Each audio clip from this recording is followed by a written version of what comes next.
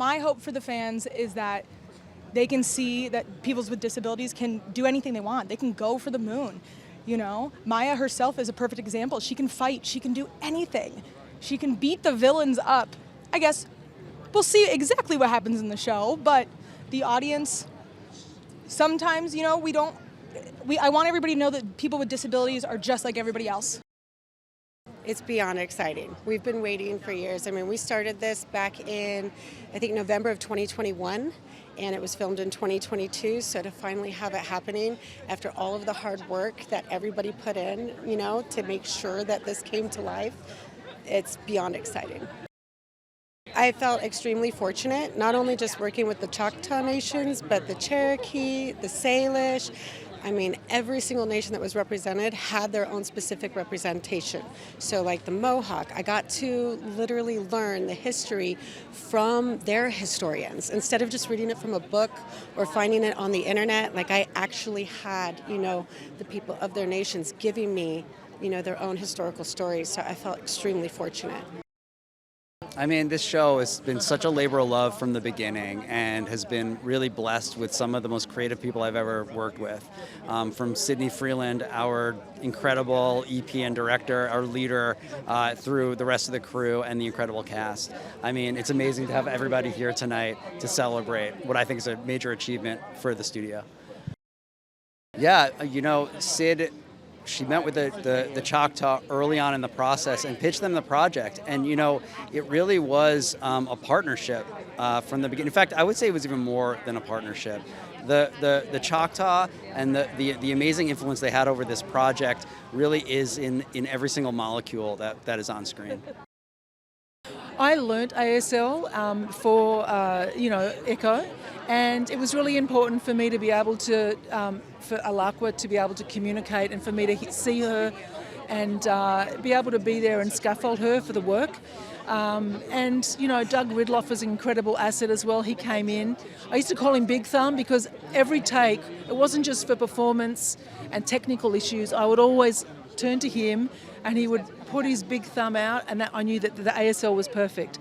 So it was actually really fabulous. It was like there was languages within languages within languages. I always consulted with the Choctaw Nation. There was a number of members of the community that were there.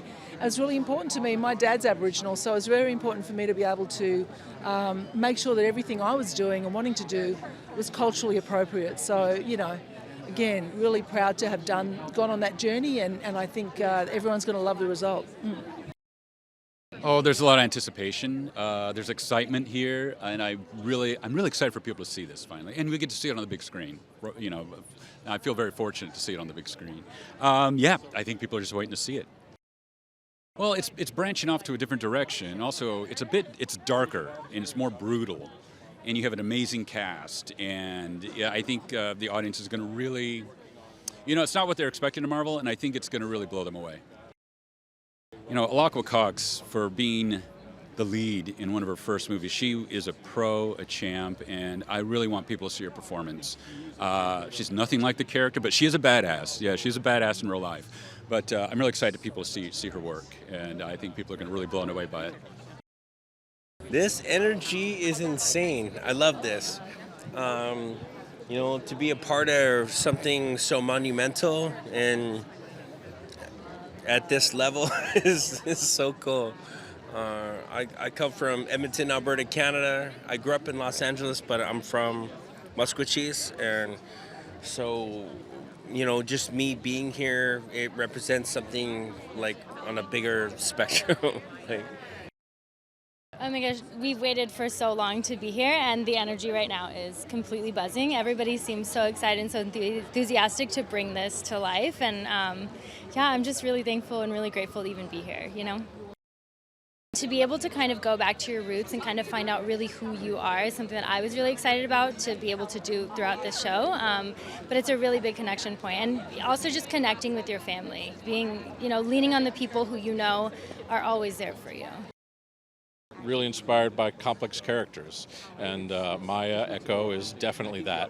There's so many cool facets to her, and we get to see so much of what makes her in this show, and all of those things combined, plus the amazing resources and backing of working on a Marvel project and having all that behind you and that amazing team supporting you all the way, it's been an amazing experience. This character, I think that maybe some Marvel folks don't know as well, is so deep and so fascinating and intricate and exciting. More than anything, she's awesome. The energy is so palpable tonight. There's so many Indigenous folks everywhere. I think everyone is so excited to finally get an Indigenous superhero, anti-hero, somewhere in between, but to have Indigenous people and specifically the Choctaw Nation be on such a platform like the MCU is, it's like the inner native geek in me is like freaking out. It was really humbling getting to learn ASL. It's such a beautiful community and culture that I haven't necessarily had access to, and so to be invited into this space and to really take on that responsibility of learning ASL and playing a CODA, a child of deaf adults, it was really important to make sure we got it right. And I really attribute that to Alaqua Cox, who was so patient with us and so talented, and also Douglas Ridloff, who is one of our producers and the ASL master, who really put such specificity. There's Plains Indian Sign Language, there's SimCom, there's ASL, there's also signing depending on the character's different proficiency levels. It's such a detail that we wouldn't be able to get without somebody being from that community behind the camera. So it's something that I'm really proud of, and it's something I'm still learning ASL even after the show. So yeah, super proud. We're here tonight, and I'm so excited to be here. I'm really excited for the fans to see the show, to see how it all comes together, and especially with deaf representation in these roles, it's going to be amazing, the Marvel TV show. First of all, I have a script, and I read through it to get really an understanding, and I work with the director as well one-on-one to get a feel of the pace.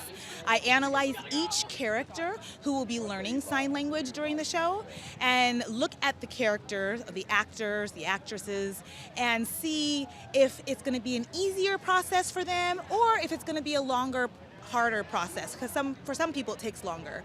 And so I develop and build on that depending on their pacing. I look at the backstory. Why are you signing so well? Maybe why is signing a little bit harder for you? And then I integrate that with the story so that it makes sense for them. When people see them signing, and others sign really nice, others sign a little sloppier, there's levels of sign language, and I want to make sure I work with each character, each actor or actress to connect with that. We worked together for quite a few months, teaching them, designing the language, especially to tailor to them. And on set, if they make any mistakes, I'm the person who kind of edits that, comes back and looks at it to make sure that it's appropriate. Well, I would say, a deaf superhero, that is badass, And there's not just one, we have 2 superheroes that are deaf now. So I want to see more coming. That's what I'm excited about. It is very exciting tonight. It is exciting that this character represents the first of what we're calling the Marvel Spotlights, which is taken from our comics division, where many of the characters that people know and love now started in what was called the Marvel Spotlight, where we were able to take a character who may or may not have been connected to the far-reaching corners of the Marvel Universe, but had an incredible character-oriented emotional story to focus on. And that's what we're doing with Echo. And she had a great standout appearance in the Hawkeye series where you learned a bit of the backstory and a bit of the connection between she and Kingpin. But with this show, we get to go back to Oklahoma to see her family, to see where she came from. And it's really a very good personal story. It's our first TVMA, which we're excited about because we didn't have to pull any punches throughout the whole show. Well, I think the best thing about the show is that all of those groups are speaking for themselves. And the writers behind the scenes, and the directors behind the camera, and the actors on screen are all members of that community. So the amount of collaboration was really amazing with members of the deaf community, the hard of hearing community, the Choctaw community. And it really is a story about the Choctaw people and about this hero, Maya Lopez, told by so many members of the actual community. So they and this show speaks for itself. The energy's always high on the red carpet. It's fantastic, yes. We have our first TVMA, hard-hitting, dropping all the episodes all at once, special presentation. So I think you feel that kind of excitement. This is a story about a family that's had a lot of heartache and struggle over the years coming together and finding a way to get along and exist and love each other. And that's the real energy and dynamics of the series that I love so much. I think it's surreal for a lot of us because, as you'll see in the show, a lot of us are not necessarily overlapping, although we're all intertwined. We didn't always get to see each other on set, so I think seeing one another and getting to celebrate what we did, that felt like so long ago, and the accomplishment of it being done, we're just all really excited to share it. I think what I find incredibly inspiring is that she's incredibly flawed and she's doing her best, and she is trying to figure out how to do that, to show up for herself and also those who came before her and her grief. So I think it's just seeing that and seeing her push through it and seeing community and family portrayed in the way that it is in the show, which feels authentic and gritty and real. I'm so proud of that. It is so amazing to finally get to show the world. We're showing 3 episodes tonight, which is so cool. It's got some of my favorite stuff on the show that we're seeing tonight. It's really exciting to be here. All the stars are here. Our directors are here. Our writers are here. It is quite a magical night, and it's a long time in the making. Audiences are going to love Alaqua as Maya. They're going to be inspired when they see her, but really they're just going to want to keep seeing more of her in the future, I think, which is really exciting for us, because when you introduce a new and awesome character like Maya that kicks so much ass, you're going to want to see her continue to kick ass for the next couple of years. So I'm excited, and I really hope it's as well received as we think it's going to be. Really, at the end of the day, this is an emotional story about a complex character, a woman that hasn't been in touch with her family in decades, and now we're seeing her come home for the first time. So I think that audiences are going to show up for the blood and violence and the cool stuff in the trailers, but be surprised by the emotionality of the show and how heartwarming it actually is in the end. Putting together a really authentic and very thoughtful cast was a challenge, and a glorious, wonderful one. We had incredible collaboration from Sydney, from Catriona, from my incredible team, Chris Isar, Jacqueline McKenzie, Greg Horn. I think we really put our whole heart into it, and we're so happy to get legendary actors like Tantoo Cardinal and Graham Greene and the rest of the incredibly high-level cast with Son McLaren, Chaske Spencer. You know who they are. I don't have to tell you every single name, but honestly, every single person, Devery Jacobs, every single person that joined the cast felt like a huge win.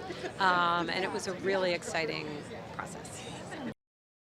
Yeah, no, it's amazing. It's fantastic. It's thrilled to be talking about the project in the past tense. So I'm very excited to have the series be shown to the public and for people to be able to meet Maya Lopez and her family and her community and Vincent and Kingpin and see all of the great, wonderful things that we've been working on behind closed doors. Yeah, no, I think one of the great things about this series is that, we're not dealing with the fate of the universe. We don't have these huge, cosmic consequences that we're kind of beholden to. And so what that allows us to do is tell a deeply human story. And we always knew that was going to be the thrust of it. And we knew it was going to be grounded. We knew it was going to be gritty. We knew it was going to be kind of street level. And then the question was always how much can we push that envelope? How much can we lean into the grit? How much can we lean into the violence? How much can we lean into the humanity? And think, Marvel's just been amazing collaborators along the way, and it's been a amazing partnership, and I think it's something that evolved naturally through the storytelling process. I'm very excited for people to meet Maya Lopez. I think it's definitely right now, as we speak, it's a very exciting time. Lily Gladstone just won the Golden Globe last night for Best Actress, something that's been a long time coming. And then 24 hours later, we're fortunate enough to be here on the red carpet for a premiere of a Marvel series led by an Indigenous deaf woman. And so I'm just very excited for audiences who aren't Native and who aren't deaf to have a chance to be a part of the world. Determination, strength, tenacity, power. I haven't seen what they've done with it all, but for me, in my experience, it was really spiritual in a sense of connection with ancestors and whatever the difficulty, there's access to a way of getting through it, and I'm hoping that what we'll see is Maya getting back in touch with her essential self that she's been separated from for a long time. It's great. Everybody worked so hard on this project. It's going to be amazing. I'm very happy. It's good to see everybody's face, too. Yeah, it's really nice. I'm very happy for Alaqua, especially. Yeah. I think it would be impossible to not be inspired by Alaqua's performance. And then I guess the character itself. The character is such a powerful woman, it's amazing. It's all there, her whole story is there. And she's such a unique actress in so many ways, so it's fantastic. I can't imagine them not being just taken on this journey they're going to love. I've seen a few of the episodes and they're just so good. The best thing I've ever experienced in my life. It was really fun, and I really liked it. Oh, this is an amazing moment, especially for representation of Indigenous peoples in TV and in film. And we've had a great few years with quite a few different shows. And also Maya, or Alaqua Cox, who plays Maya, representing not just the Indigenous community, but also the deaf community, as well as the amputee community as well.